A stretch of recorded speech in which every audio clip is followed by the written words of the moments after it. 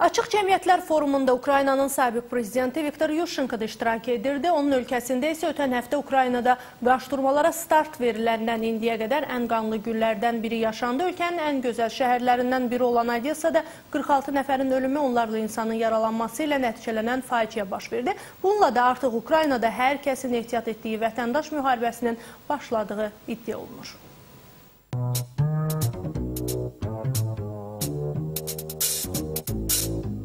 Şeir, sənət, yumor, incəsənət, kino, bu siyahını uzatmaq da olar.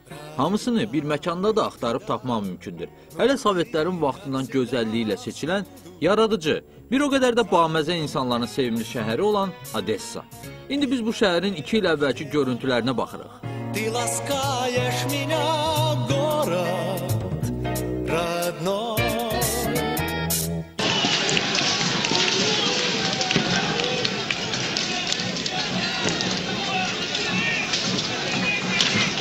Bu isə 2014-cü il aprel ayındakı Odessadır.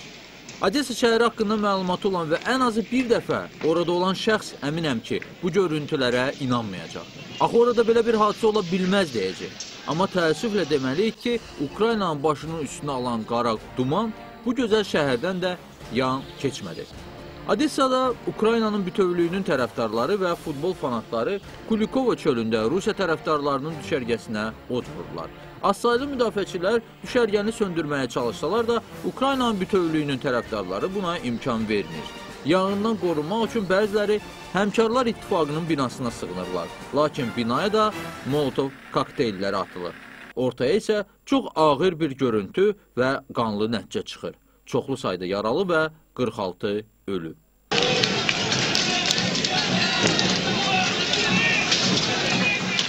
Odessadakı faciə indi dünya mətbuatının bir nömrəli xəbəridir. Amma nəzərə alaq ki, indi tək Odessada yox, Ukraynanın cənub-şərq vilayətlərində də əsl fövqəladə vəziyyət hökm sürür.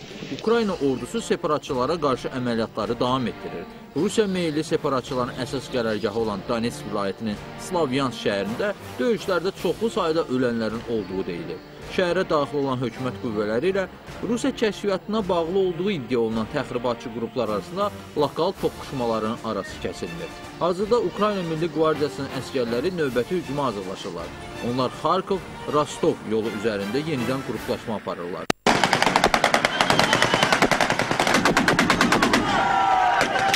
Bu arada Ukrayna mediasında sosial şəbəkələrə isnadən Krımdakı silahlı Rusiya meyilli millətçilərin video görüntüləri yayılıb. Videoda Ukrayna cənub-şərqindəki Rusiya meyilli hərəkata dəstək fikirləri səsləndirilir və qeyd olunur ki, Krımda formalaşdırılan 2 tabor adı çəkilən bölgədəki həmfikirlərinə kömək edir. Bizim məqsədimiz əsir götürməməkdir. Hamıya üst tuturuq. Biz cənub-şərq tərəfə doğru gedirik. Yolumuzun üstündə nə varsa məhv edəcəyik.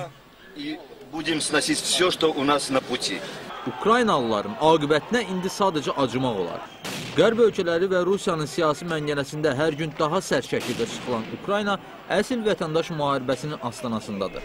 Bir həqiqət də odur ki, Ukrayna bugün təkcə siyasi yox, həm də iqtisadi böhran keçirir. Krım artıq Ukraynanın əlindən alınıb. Hətta Ruslar Ukraynanın cənub-şərq hissəsini Novaya Rossiya adlandırırlar. Digər tərəfdən hazırda Ukraynada çox ciddi işsizlik problemi var. Ölkədəki yeni hakimiyyət indi gözünü Beynəlxalq Valyuta Fondunun 17 milyardlıq yardımına dikib.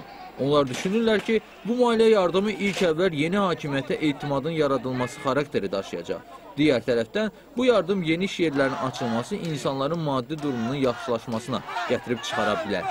Nəzərə alaq ki, Ukraynadakı hazırki hakimiyyətin mövqeyini zəiflədən əsas amillərdən biri də məhz ölkənin iqtisadi durumunun böhranlı olmasıdır.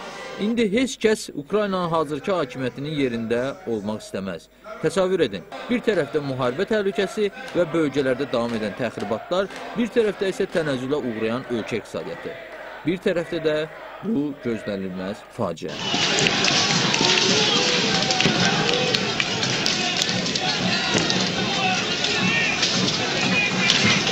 Göründüyü kimi, yenidən Odessanın Deribasovski adlanan məşhur əsas küçəsi ilə gəzmək, bir o qədər məşhur Potyomski pilləkənləri ilə Primorski bulvarına düşmək, ən nəhayət, yay istirahətini Odessanın göz oxşayan Qaradəniz sahilindəki çimərliklərində keçirmək üçün çətin ki, indi hansısa turist buraya can atar. Çünki obrazlı desək, Ukraynada yoğurulan xəmir hələ çox su aparacaq.